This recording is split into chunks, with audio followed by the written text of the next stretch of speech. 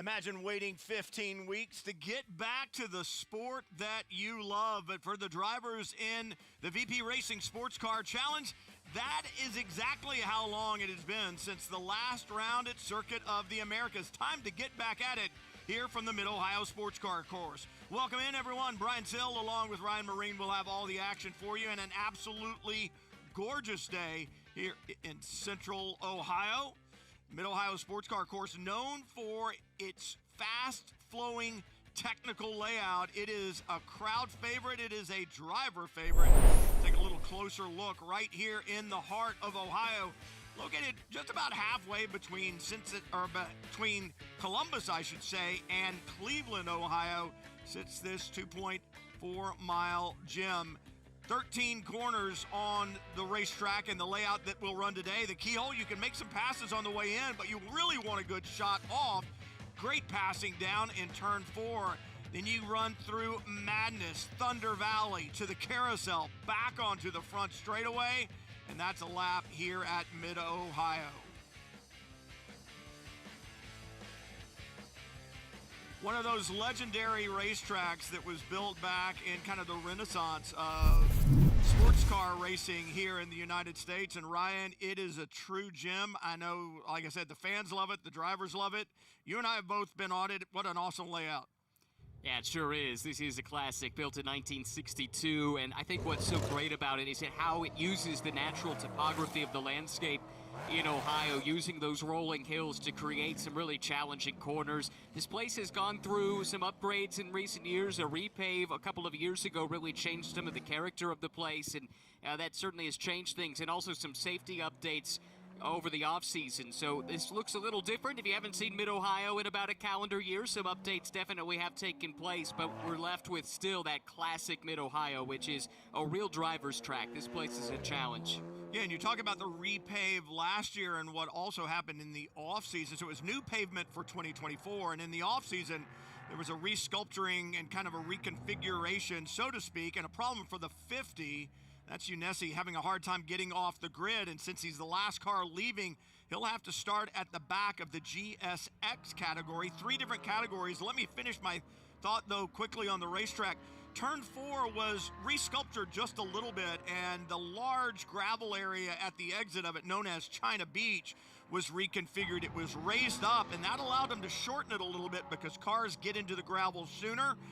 I don't think it changed anything.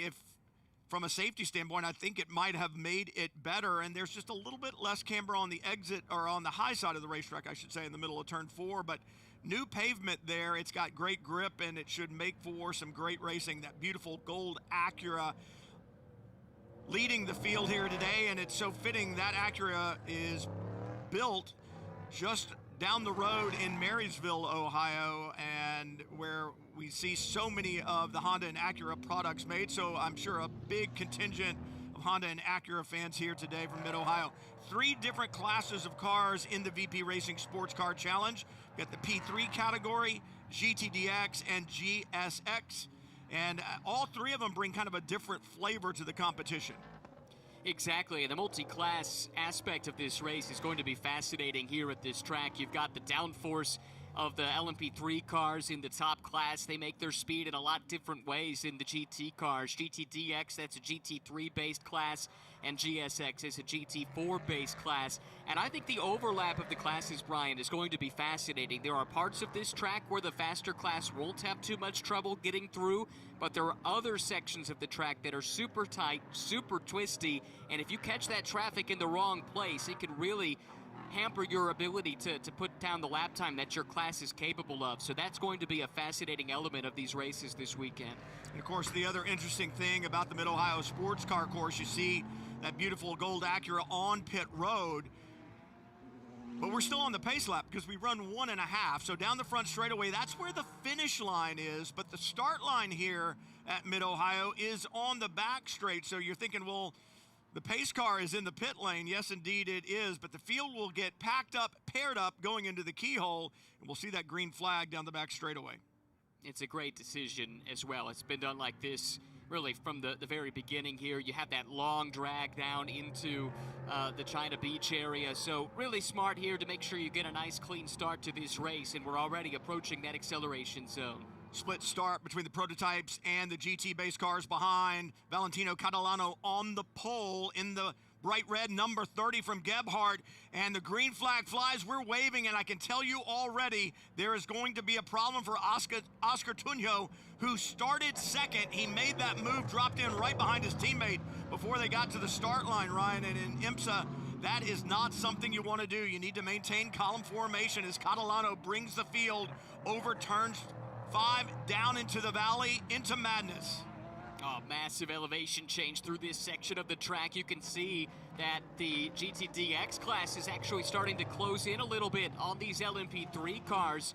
These LMP3 cars are much lighter, takes them a little more time to build tire temperature. No tire warmers, of course, in IMSA, so that's why you wanted to see the big gap between the two classes at the start. It's already evaporated by and large, but that will sort itself out as the P3s build up to speed. The start is indeed under review as Catalano leads the first lap. The clock started the first time by the line.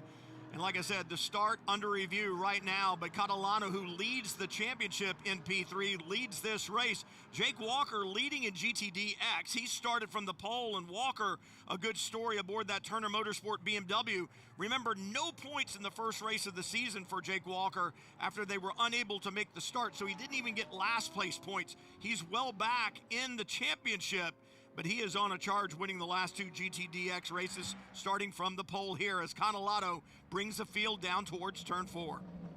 Catalano's had a tremendous year. He's won all but one of the races so far this season. Tuno debuted in the last round at Circuit of the Americas, but it's been so long, like you talked about off the top. He's had a long time to sit and think about his next opportunity, which comes right here at Mid-Ohio, doing a really good job. And just behind him, Corey Lewis, who's making his debut this season at least with the Rafa Racing team, filling in for Matthew Dickin, who's got a shoulder injury. Hope you have a speedy recovery, Matt, but great to see Corey Lewis get this opportunity. And this top 3, Brian, in the practice sessions and in qualifying, they've been separated by about 2 or 3 tenths of a second, so this should be a really good fight at the front of the field. I think Corey Lewis, Ryan, you can probably bear this out a little more factually than I can. I think it was 2 laps to go in qualifying. He was on pole. Right, yeah, that's how close it was. And then you saw the others jump to the top with late runs. But he brings so much experience, multi-time Lamborghini Super Trofeo champion. He's a Sebring 12-hour class winner a couple of times, and he's got a Rolex from the 24 Hours of Daytona about 5 years ago as well. So brings a lot to this team, which he has raced for before.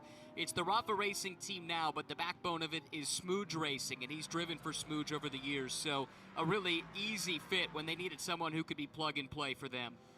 Yeah, I think he's the competition manager for Rafa Racing when they run the Lamborghini Super Trofeo. Why would he not be, with 3 championships there, right? And a win also in the World Finals. The 38, Samantha Tan, now through turn 4. She leads the bronze drivers category in GTDX, and what a stellar job she's done all weekend. Super quick in that BMW from ST Racing.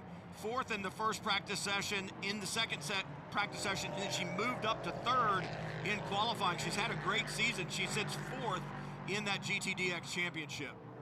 Exactly, doing a good job as she comes up to speed with racing in this IMSA paddock.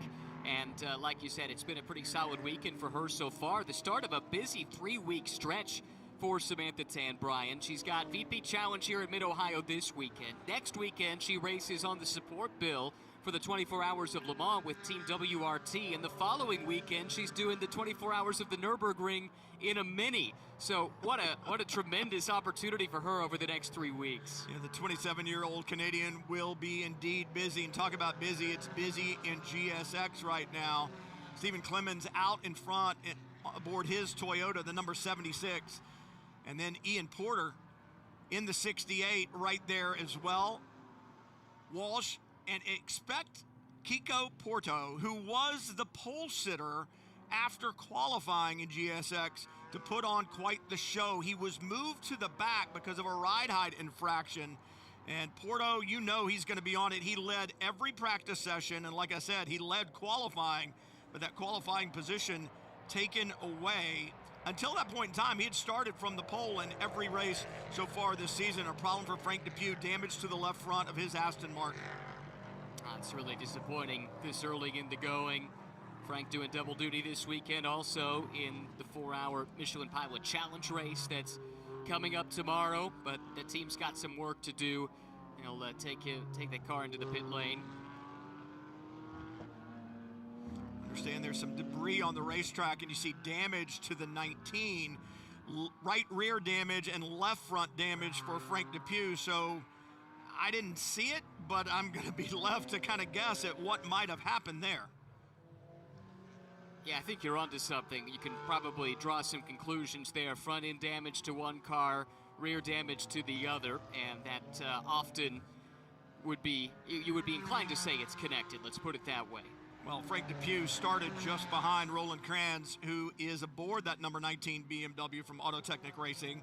So, yeah, one would surmise there was contact there. Kiko Porto already up, I believe, 4, maybe 5 positions. And here comes the penalty that we knew would come down. The 31 penalty, false start, changing columns. It'll be a 10-second post-race penalty and a problem on the racetrack at the keyhole. Wow, that's Rob Walker, who's gone for a spin. Did a great job in qualifying. Started up towards the front, but tough part of that racetrack there into the keyhole, and it looked like he just went around. Couldn't tell if he got help or not. Kingpin Racing, Rob Walker, they're going to run in the Michelin Pilot Challenge, the O'Reilly Auto Parts 4-hour of Mid-Ohio tomorrow, and they're going to have some repair work to do. If it's this car, they're going to run more debris on the racetrack, and you got to wonder if that's not going to bring out a full course caution. I think Walker has more than just body damage. Yep, exactly. That looks like it's pretty significant. Now he's kind of off the pace, as you can see. A long way to limp back around to the pit lane, but that's disappointing there for Rob, who had a good season opener at Daytona, finishes a 5th and 8th. Didn't see him at Circuit of the Americas, but back here for Mid-Ohio, and race 1 has not gone according to plan. And not going according to plan at all. Pretty significant debris there in the middle of the road, not where you would typically run, but if you're running side by side trying to make a move down into turn 4, it could certainly come into play, and the officials obviously think the same thing. Full course caution. There you go, and I think we have a little bit more information about what might have happened to Rob, because there's an incident under review involving his car as well as the 96 of Matt Dalton. And especially with the damage coming off that car, I suspect maybe there was some contact that sent Rob around.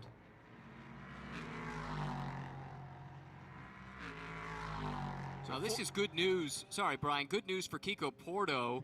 This full course yellow, he's already made some good progress, but was 7 seconds behind the class leader. This now bunches him right back up, and he can continue that charge from the very back of the pack, now running 4th in class. And what a remarkable season he's had. This yellow is exactly what he needed to try and go for yet another win. Oh, absolutely. You know, he had a big smile on his face. He was probably on the radio, Ryan, down the back straightaway going, hey, we got to throw the yellow on this thing. Almost certainly. Did that ever work for you? I'm sure you tried that once or twice. Well, you know, as a driver, you make your input and you want, you just want to deliver good, solid information, right? I mean, right. If it helps you a little bit, why not? I mean, he wasn't wrong. There was a lot of debris. Yeah, and he wasn't wrong. So, yeah, I'm sure he was on the radio, and you're exactly right. This now brings him back to the fight, right? It's going to put him on the rear wing of the number 22, and he's going to be looking to press forward. So it's one of those deals where, sometimes Lady Luck smiles on you, other times she doesn't. But at this point in time for Kiko Porter, that is a big deal because, yeah, he's going to be right there on the back of Walsh's Porsche when we go back to green. Yeah, what a season Kiko's had, Brian. Won the first 3 races. Looked like it was set to go 4 for 4. He's qualified on pole in every race so far this season. Of course, didn't get to start there, as you've chronicled, with the penalty, the technical infraction following qualifying earlier today. But it's been a remarkable transition for him. So many years on the single-seater ladder, won an F2000 championship back in 2021, and then went to 10 tops through Lamborghini Super Trofeo last year. But jumping aboard these GT4 cars for the first time this season, he has been a revelation. Absolutely, and I think that's one of the interesting things, and it's one of the brilliant things about VP Racing SportsCar Challenge is that it can take young talent and introduce them to multi-class sports car racing. You talked about Kiko having some experience in Lamborghini Super Trofeo, but came from that Formula Car background, and it can take more experienced drivers who just want to run on these IMSA weekends, and they want to run by themselves. They run as a single driver format because that is what VP Racing Sports Car Challenge is all about. 45-minute sprint races, and it's the same cars that you would see in Michelin Pilot Challenge with the exception of the Prototype 3 entries. So you get to drive a car like some of these drivers doing double duty this weekend. It just gives you that much more track time, that much more experience, and if you're a more experienced driver who's been around for a while, it's just that much more fun. And if you're a young driver coming in, it gives you a real education in multi-class racing if you've got your sights set on the IMSA WeatherTech SportsCar Championship. And a great chance, too, to showcase your skills. You know the WeatherTech Championship teams are paying attention when they're sharing the race weekend with VP Challenge. And then for Kiko to get to drive for the Rafa Racing team, they've got their tentacles just about everywhere, it seems like, in road racing around the world over the last few years. So this is a great introduction for him to that team, and they can maybe help him take that next step in his career beyond what he's already been able to do for them here in VP Challenge. I'll tell you the other thing that's going to be interesting when we go back to green is this Jake Walker, AJ Muss, Adam Adelson, Samantha Tan kind of battle in that top four. Jake Walker had been able to pull out a little bit of a gap, and he was absolutely brilliant at COTA the last time we ran. AJ Muss has come so far from when we first saw him in Michelin Pilot Challenge through his championship in Lamborghini Super Trofeo and now into this GT3 based machinery. Lights out on the Acura Integra safety car, and so they will be diving into pit lane. We'll be back at it, and Frank Depew's day is done. That car up on the skates, and they're going to roll it out of pit lane. Hate to see that for Frank. That's so disappointing to barely get to even participate. Just 3 laps completed in this race. The good news is it is a doubleheader format, so he'll get a chance to go at it again tomorrow, plus, of course, the Michelin Pilot Challenge race. Well, lights back on the safety car. They were off back in the back part of the course, but just saw them headed into the carousel, and the lights back on, so the Integra stays out. And like I said, what an absolutely gorgeous car that is, and it's such a great location for the Mid-Ohio Sports Car Course, being so close to the manufacturing facility there in Marysville. And you have a lot of engineers that work at Honda and Acura who come to the racetrack here and do some development work and some testing from time to time. And I think Ohio has really embraced the facility here, and so I know a lot of the fans enthused to see the Acuras and the Hondas here at Mid-Ohio. Well, and also in the Michelin Pilot Challenge race, we'll see the Honda of America racing team taking part, and that's a team that has drivers and crew members that are employees of Honda and work there in Marysville. So this is a home race for them, and so many folks from that Honda facility do come to these races here at Mid-Ohio. It's right in their backyard, and a great chance to showcase that the Honda products that are manufactured not too far away and the kind of performance that they're capable of. So slight delay. Should be green this time by, I would think. I think the lights will probably be back off, and look at the fans on the hill there at turn 5. Such a great viewing area. And this racetrack, people say, well, I didn't see a lot of fans in the stands. It's kind of like the Rolex 24 or even WeatherTech Raceway Laguna Seca. It is a park-like setting, and you just move around, you set your canopy up. A lot of people camp throughout the weekend, and it's just an absolutely fantastic facility for the spectators and the drivers alike. The lights now out on the Acura Integra, and they will come to pit lane. We should restart. We start on the back straightaway here, but we restart and finish on the front straightaway. So Valentino Catalano has the field under control, and he is now in the restart zone. He can go whenever he wants to, and he'll pull the trigger on that Duquesne chassis as he comes out of the carousel onto the front straightaway. And what a jump he got. He caught Tunio sleeping, I believe, Ryan. That was a huge jump. Yeah, whatever the case, if either he was sleeping or maybe caught in the wrong gear, whatever the case, Tuno dropped back quite a bit. I thought Lewis might be able to take a run at him, but Tuno's recovered pretty nicely.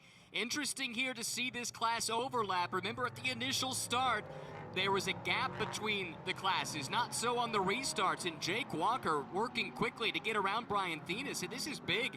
That puts a buffer between himself and A.J. Muss, who's his closest pursuer in GTDX. P3 car now in the way. Adam Adelson aboard the green Porsche, the number 24 from Wright Motorsports, now putting pressure on A.J. Muss, the red Ferrari just in front. Thenis should be able to use the aerodynamics through this tighter section of the racetrack to get that Ligier LMP3-based machine up to speed, and Muss, with a little balk there at the apex of 6, allows Adam Adelson to stay on the rear wing of that Ferrari. That's fantastic stuff there from Adelson. This is his chance, perhaps, sniffing a little bit of blood in the water, closing in on that Ferrari. Adelson had a great start to the championship. Didn't quite have the event at Circuit of the Americas that he was hoping for, but a nice, strong podium run here, and perhaps a little bit more as he chases A.J. Muss here, still in the early stages. Tell you what, good run for Ben Barletta as well aboard the 95, the white BMW from Turner Motorsport. Up in the 4th position, has gotten past Samantha Tan, so great restart for Barletta as well. We'll see if Samantha can go to work. BMW versus BMW there. Meanwhile, Jake Walker with the lead in GTDX. It'll be interesting to see the speed differential of the LMP3 car of Brian Thenis and that of Jake Walker down the straightaway now. If Walker can keep that car there, as you said, that will be great because that'll give him a little bit of a buffer. And it's interesting to note, you were just talking about Adam Adelson at COTA.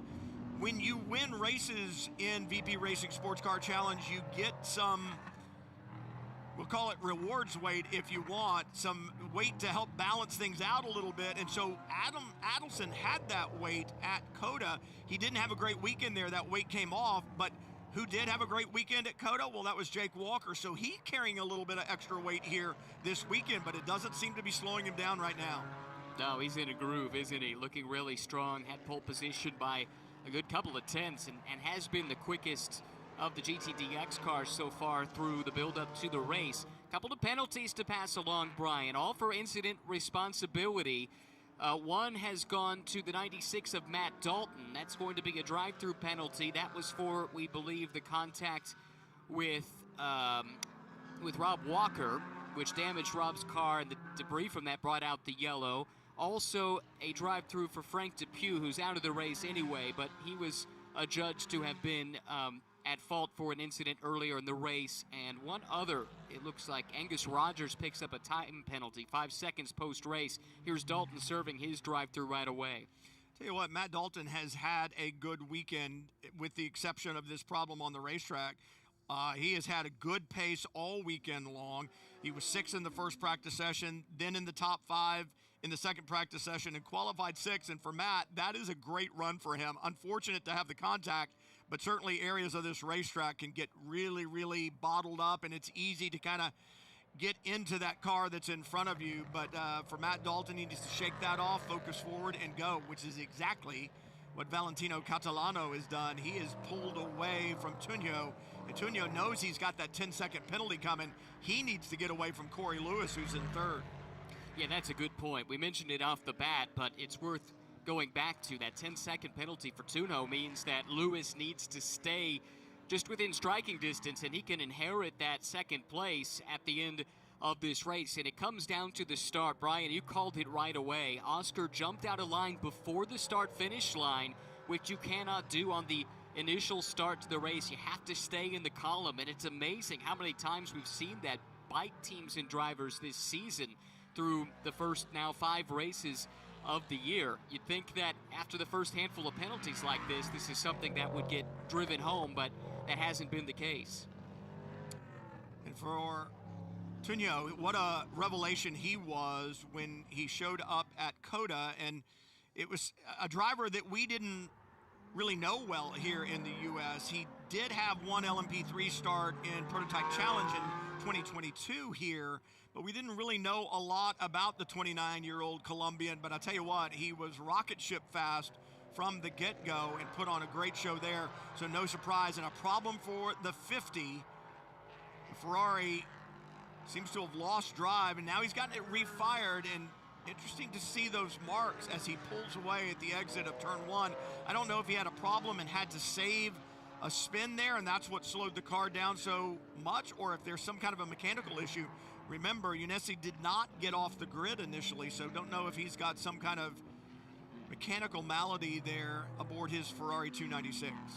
Yeah, that is curious. Ronan Unesi making his series debut, but does have experience with everything from what was then called Indy Lights, his start at the 24 Hours of Le Mans on his CV. Let's see if we can learn a little bit. I see. This was just rejoining after a moment there, exiting turn 1. And I think he probably stalled the car. You've got to think about the fact that he's not familiar with this Ferrari and its system. So when he went off, maybe didn't get the clutch in time, what have you, and the car stalled, got it refired, and hence you see those skid marks. That's why when we first saw it, it was pretty much stationary in the middle of the racetrack. He got it refired and back underway. How about Kiko Porto? From the back of the grid, Brian, he has now raced his way up to second. That number 8 Rafa Racing car, and he's got his sights set on the race leader, Stephen Clemens, whose start to the season was a tale of woe. Daytona could hardly have gone a whole lot worse. I mean, the car was fast. That was the good news. But boy, did he struggle to get results. A lot of it not of his making, quite frankly. But this was his big chance, I think, starting up front with Porto, who's been the dominant force in GSX all season, starting towards the back. And just like that, with still 22 minutes to go, Porto has arrived. He's less than a second behind now. Just over 22 minutes to go from here at Mid-Ohio. Race number 1 of the weekend for the VP Racing SportsCar Challenge. And Valentino Catalano out in front, leading overall and in the P3 category as he streaks down that back straightaway. Duquesne Chassis seems to really like this racetrack. If you remember back to last year, Ryan, Jagger Jones went 2 for 2 here aboard a Duquesne Chassis as well. And 2 different chassis in the LMP3 ranks, the Ligier and the Duquesne, and you can kind of tell the difference. The Duquesne with a slightly pointier nose, so when you're out there on the hillside or watching on television, you can see the difference between the two, and they both kind of have their pros and cons, but tell you what, the Duquesne seems to like Mid-Ohio. So does Jake Walker as he streaks up and over turn 8 and now up and over turn 9. He's got prototype traffic behind him. Still. And he's got some lap traffic in front of him with Unesi, who's still trying to get that car back up to speed after the spin a little bit earlier. Good job there to negotiate that, and this is fascinating. He's been able to keep Thenis behind him. Thenis is starting to pick up the pace, though, here, and again, that prototype should be a little bit quicker, but Brian, as you well know, this is not the easiest place to pass. There's not a ton of places where the more powerful or the lighter car can stretch its legs, and quite frankly, these GT3-based GTDX cars get great performance, so this isn't going to be easy for Thenis to get around, and this is great news for Walker. He's not under any immediate pressure, but having that buffer, especially a car that makes its speed in different ways, if somebody else from GTDX should catch up, that is a real challenge to try and get through and then challenge for the lead. And if Brian Thenis catches him in a break zone, and here's a problem, that's the 14 off. I believe that is turn 9. And mired in the gravel trap doing exactly what it was supposed to do, and that is arrest the car before it gets to the wall. It's David Hampton behind the wheel of the 14, and he's not going anywhere. No, that car is beached, unfortunately. Full course yellow comes out. Let's see if this was on his own. It looks like it was. This is just a spin by his lonesome and into the gravel trap. That was kind of early in that sequence for a spin. It's such a difficult part of the racetrack. You come through 7, 8, and 9, and everything is off camber, right, Ryan? Right. From 8 over to 9, it's all leaning to the left, and so you've got to be really smooth and progressive with your brake application, or you'll move a lot of weight to the left front very, very quickly, and the car can get upset there, and I think that's why you saw it happen early. Probably just a little too aggressive with the brake pedal, and the car still had a little bit of momentum moving it left as well as that off camber area, and he just loses the rear end. At first I thought maybe he was going to get the left rear on the curbing that's there on the left, which will also bite you because that painted curb has no grip on it whatsoever. But in fact, it happened just as he came off the throttle, and the car got a little imbalanced, went to the brake, and that just finished it off. Yeah, tough there for David Hampton, who will be competing in the Michelin Pilot Challenge race as well with AR Motorsports. Thomas Merrill will be his co-driver there, but had the little spin in his series debut here in VP Challenge, and this brings the safety car back out again. This brings Kiko Porto right back up to Clemens. It also closes up those other battles. This is not what you want if you're Oscar Tuno, who was trying to build a gap to Corey Lewis, right, with that impending post-race penalty, and all the progress he had made, it all goes away. I was getting ready to say, and you took the words right out of my mouth, Ryan. I was going to say, who likes this and who does not like this? Well, obviously, Oscar Tuno does not like this at all because he was getting some gap over Corey Lewis. Stephen Clemens, who is your leader in GSX, certainly doesn't like it because Kiko Porto was close. Now he's even closer, and on this restart, you got to feel like he's going to attack. For Jake Walker, he's managed to keep that 77 of Brian Thenis behind him. And I was going to say a little earlier, and certainly on this restart, for Jake, he's got to be smart. That's not a car, obviously, that he's racing for position in class, and you certainly don't want to get tangled up with him. But having the buffer there is good. If you can keep the prototype behind you, keep him there. If it's too risky to do so, then he needs to let him go, and he'll just have to fight AJ Muss on his own. But this is the exact scenario why you would like that buffer. Now you get the restart, and instead of having second place right on your bumper, you've got a car in a different class that makes its speed in different ways. That's going to be a real challenge for AJ to deal with before he can even get to Jake Walker. So if you were wondering why Jake was so determined to keep the P3 behind him, this is exactly why. Oh yeah, if you can keep him there, you definitely keep him there. And again, when you think about the different types of cars, where they make their speed, for Brian Thenis, he needs the BMW to go away so he can make his speed in the back. I guarantee you when they get to turn 4, Thenis is probably quicker between 4 and turn 9 than Jake Walker is, but he can't get by back there. Where Jake Walker is going to be better is in brake zones. And if you think, well, that big heavy car better in braking zones, well, that big heavy car has anti-lock brakes, and the prototype does not. Even with the downforce that the prototype has, I'm thinking that the brake zones are shorter for Jake Walker than they are for Brian Thenis. That's an interesting point. I think we've seen it certainly on starts and restarts when the tire temp comes down as well, that those GT3 cars come to life a little bit quicker. But, I mean, it's hard to argue with it. They definitely were closing in on the leaders at various points in those brake zones early on. And then once the track opens up a little bit, those P3s can stretch their legs and hopefully, for them at least, build a little bit more of a gap. But I think we're going to be in for a really fun fight in GSX here now with Porto right there behind Clemens. You know, Tuno's going to be driving for all he's worth up in second overall, trying to build that gap again over Corey Lewis. Doesn't have much time to do it. Needs to get 10 seconds to avoid losing the position with that post-race penalty coming. Still a lot to keep an eye on here for the final 16 minutes. Be about 15 and a half minutes, I would think, when the green flag waves. Now, what did you learn the last time on the restart? If you're the 31, you got caught napping last time, and the gap was huge on the restart. If you're Corey Lewis, how do you get by Oscar in front of you, and do you need to? Because you know that he has a 10-second post-race penalty, and again, Catalano with a huge jump onto the front straightaway. Green is out, racing again at Mid-Ohio. Remarkable. He was able to do that 2 times in a row, but he certainly was. Catalano pulls away, and I think you're onto something. I don't know that Lewis forces the issue. I'm not sure he's got the pace of Catalano, and he knows if he can just stay within touching distance of Tuno, that position is his with the penalty coming post-race.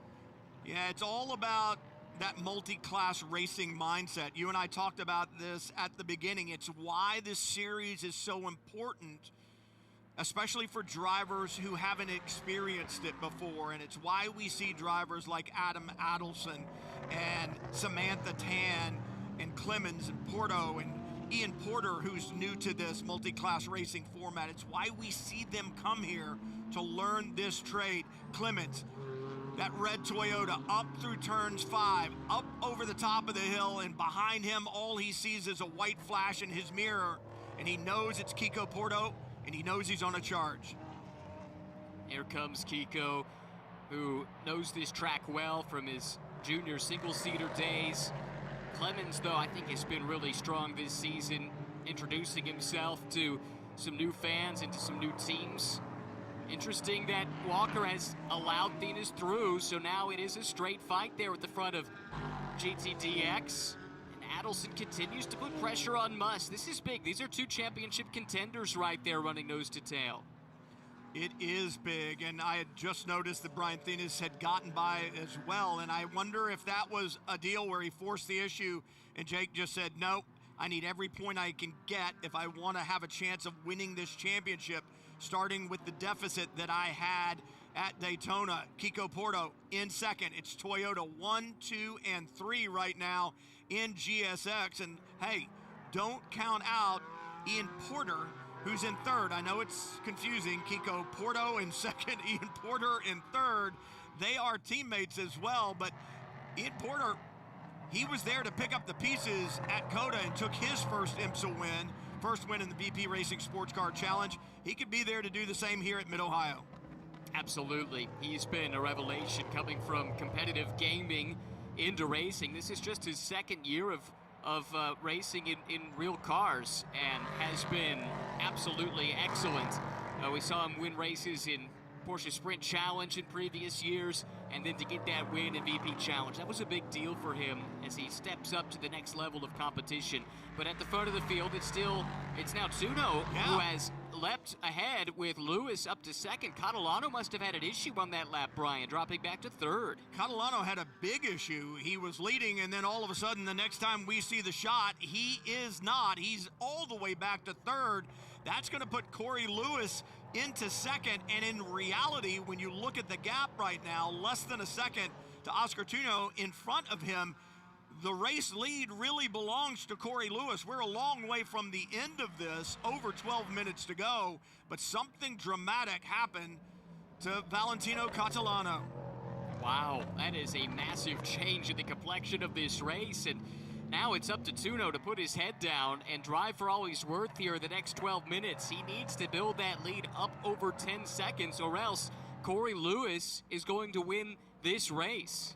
I'll tell you what, pulling out 10 seconds is a big ask, but the gap that he has built in just this one lap is impressive. Let's take a look at the line. That's going to tell us a lot. It was just over 0.7 of a second last time by, and obviously there's give and take back and forth through the tighter sections of the racetrack. We'll get to see what kind of gap he's built in this last lap as they cross the line. So he picked up about 0.4 of a second on that lap, but at that rate, I don't think it's going to be enough. And for Valentino Catalano, he risks losing another position because he's continuing to drop back a little bit, and now Brian Thenis right behind him. Yeah, that's really strange. Looks like that car, for whatever reason, has lost the pace here since the restart. If he had an off-track moment, maybe something was damaged on the car. Hard to tell, but this is really remarkable that that car has dropped off the pace this much to now not just lose those top two positions, but also fall into the grasp potentially of Thenis here in this fight for third and fourth. Brian Thenis leads in the bronze category of drivers in the LMP3 category of VP Racing SportsCar Challenge, but he has had a good season. He's third in the overall championship, leads in the bronze category. But you look at these drivers, Valentino Catalano's 19 years old, Oscar Tsuno 29 years old, Corey Lewis 33, and then you go back to Brian Thenis at 62. And I'll tell you what, Brian Thenis can flat get the job done, staying right there and putting pressure on Catalano. Doing a great job, you're right. Had an overall podium in the first race at Circuit of the Americas, did Brian. Finished second. That was a weird race, though. It's worth noting with the Gebhardt cars stopping late in the going. That one, it was hard to explain at the time. It's still hard to explain now. But Thenis is doing a fantastic job there, keeping Catalano honest. In fact, now Thenis in that third spot. Catalano's dropped back, and his pace, I mean, he's now 4 seconds off the pace on that last lap. Yeah, he's got a problem, and I'm looking at the tires right now. I don't see anything there. The car looks square, so you wonder if there's some kind of a mechanical issue. Is he missing a gear? Has he lost a gear somewhere? Has he lost a cylinder? Trying to listen to that ambient, but I can't quite tell, Ryan, what the problem is.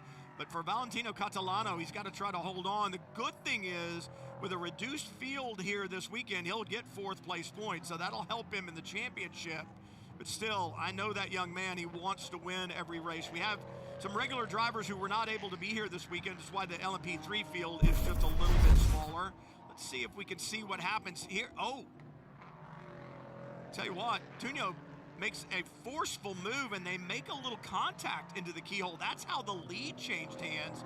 Question is, did that damage the alignment on the 30? I don't know that that's necessarily what's causing a problem. Yeah, the only thing I can think of is, you know, he already had that big gap on Tunho and on Lewis after the restart, and those guys ran him down quickly. So I think there was already an issue that opened up the opportunity there for Tunho to make the pass. And that's why we race, isn't it, Ryan? I mean, yes. That's why you can't just hand it to anyone. And right now, you look at the pace that Jake Walker has, your leader in GTDX aboard that Turner Motorsports BMW M4, and down the back straightaway it goes, and now he'll get by Catalano. Nope, not this time. He wanted to, he did, because that car is holding him up. Catalano is running laps in the 22s.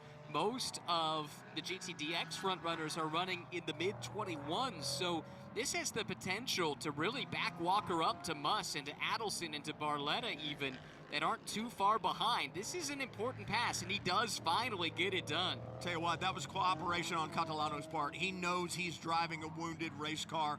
And for Jake Walker, I think the move into turn 4 that did not happen was a heady move. He had the ABS that he could have really dove it in there, but I think he just looked at that and said, I can't risk this right now. Let's see if I can get a better opportunity. And it didn't take long for that opportunity to come. Is interesting. If it is a motor issue, and that's almost unheard of. These are tried and true Nissan-derived V8s. Actually, in their last year, updated LMP3s, already racing in several series in Europe and are likely to be coming stateside here in the not-so-distant future.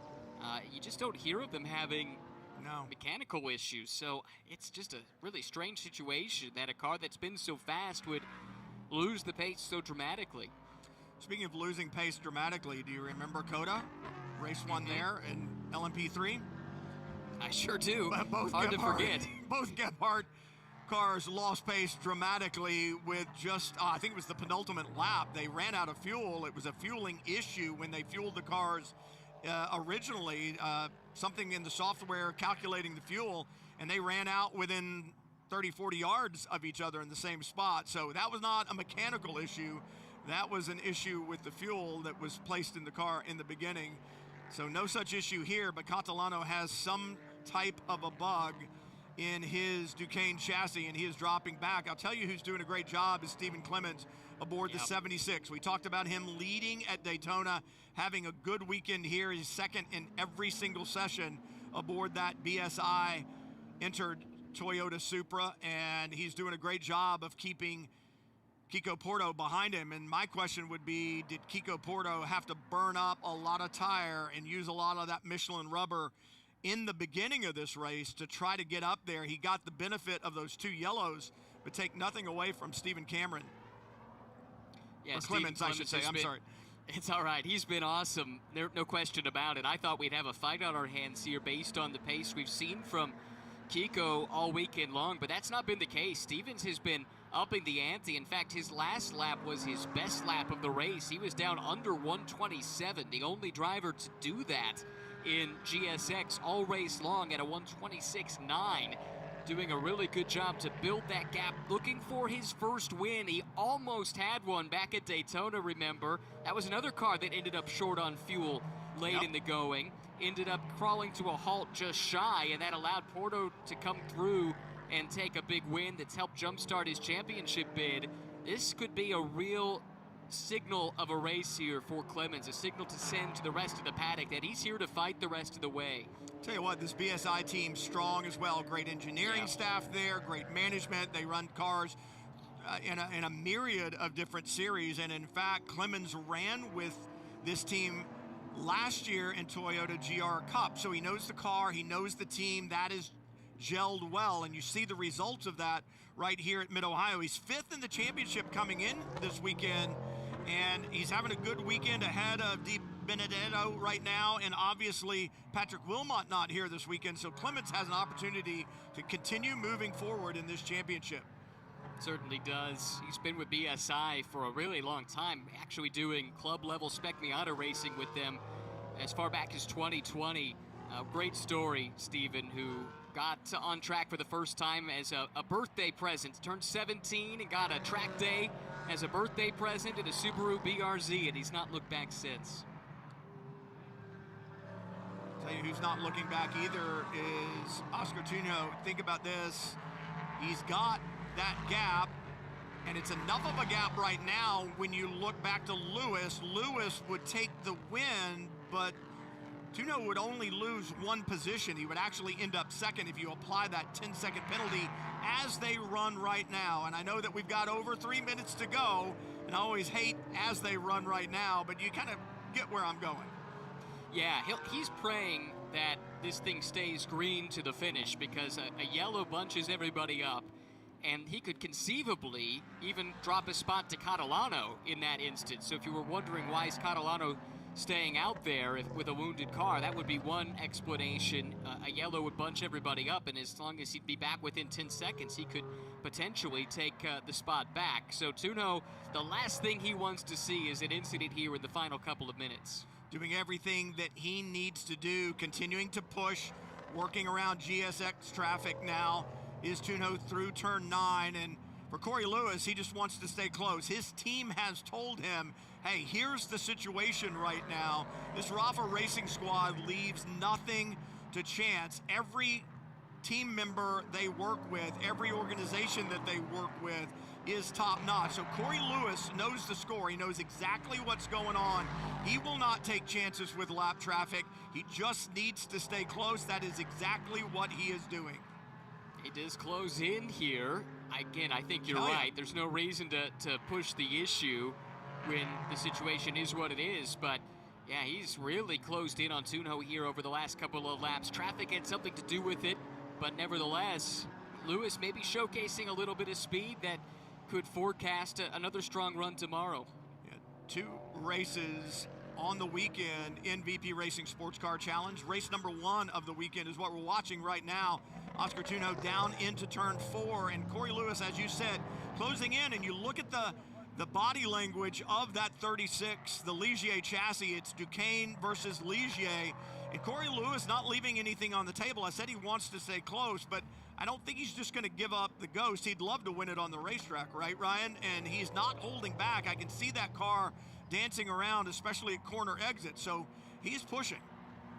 Yeah, he just did that car's best lap the last time by at an 18.5, and that was significantly faster than Tuno, but Oscar was in traffic, and that's not about to abate. He's got more traffic. It's a problem for Samantha Tan as she heads to pit road. She had been running 5th. Remember, she qualified 3rd, and I wonder if there's something amiss with that BMW, because the pace has been slowly dropping, and now Samantha in the pit lane.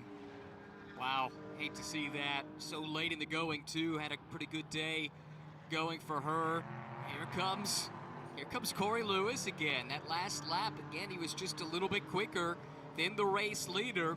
And all he needs to do is stay where he is, because with the time penalty coming to Tuno, this would be Lewis's race. But you do have to think it would be tempting, wouldn't it, Brian? If you had the chance to get that photo of you crossing the line first, it always looks a little better.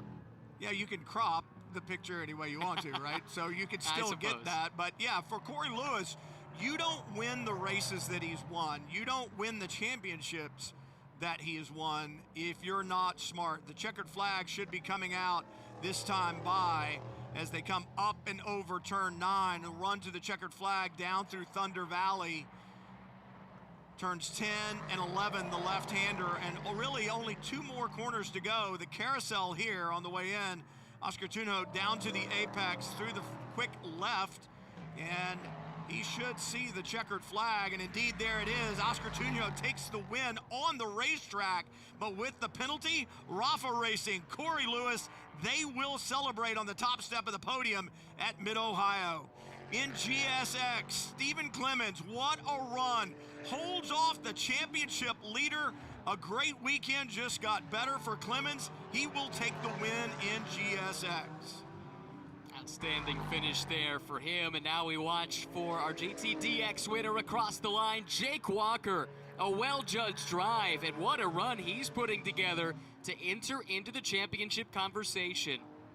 Think about that, Ryan. For Jake Walker, we talked about it earlier, no points at all in the first round at Daytona, but he has just been the class of the field these last 3 rounds. Daytona was something that he would like to forget, but he can't forget it because that's why he came into this weekend 7th in the championship. But he will definitely move forward. For Corey Lewis, tapped at the last minute to climb aboard this Ligier, the 36 from Rafa Racing, and he takes it to the win here at Mid-Ohio. Outstanding. I mean, he'll love this. Tough situation to get called in last minute if you're not thinking about it, to get prepared and get acclimated with the car. I'm not sure how much LMP3 experience he has. I do think he's done a little, but nevertheless, to be right on the pace as he has been all weekend really shows his class and just how good he is. Corey Lewis certainly no stranger to getting to victory lane, but he's not done much driving this year, so this is a really big result for him. Huge result. And for Corey, he does have some LMP3 experience. We talked about that a little bit earlier in the show, back in 2022 and then way back in 2017. But as you said, to be called in at the last minute, pretty impressive performance. Let's take a look at the unofficial results. Corey Lewis with the win because of that penalty for Oscar Tunjo. And don't you know, Oscar is sitting there thinking, what did I do? I guarantee you he won't do it tomorrow, Ryan. Oh, no doubt about it. That is so frustrating. Changing columns at the start. We said it at the time. That could be so costly, and indeed it was. It cost him a win. He'll settle for a second consecutive runner-up finish. We saw Jake Walker with the win in GTDX, and then we talked about Stephen Clemens. What a great run in GSX to take his first win. And then you look a little bit further back, Samantha Tan with that problem. Some drama back there. Roland Kranz with the contact. Robert Walker had it as well. Hampton, you know, he scratches his head, ends up in the gravel. That puts him way back. And then early out, Frank Depew. More VP Racing Sports Car Challenge tomorrow. And from what I understand, the weather could be different, Ryan. It's Ohio in the summertime. You never know what you're going to get. As the cars come to victory lane, one happy Corey Lewis is going to climb out. Can't wait to see his smile. No doubt this will be a special one for him. But yeah, that weather forecast looks a bit ominous. I'm not sure I've ever had a weekend at Mid-Ohio where it didn't rain at least a little bit. And it might rain more than a little bit tomorrow if the forecast is to be believed. And here you go. Corey Lewis climbing out, a thumbs up. There we go. It's like you said, he hadn't raced a lot this year, and so to get an opportunity in a quality car with a quality team that you work for and find yourself right there, checkered flag in hand, what a day for Rafa Racing and Corey Lewis. VP Racing Sports Car Challenge, always exciting, Ryan Marine. And we'll have more for you tomorrow. Race number 2 from the Mid-Ohio Sports Car Course as the celebrations take place down in pit lane. Congratulations to all our winners throughout the 3 different classes. VP Racing Sports Car Challenge, it is done for the day. We'll see you tomorrow from right here at the Mid-Ohio Sports Car Course.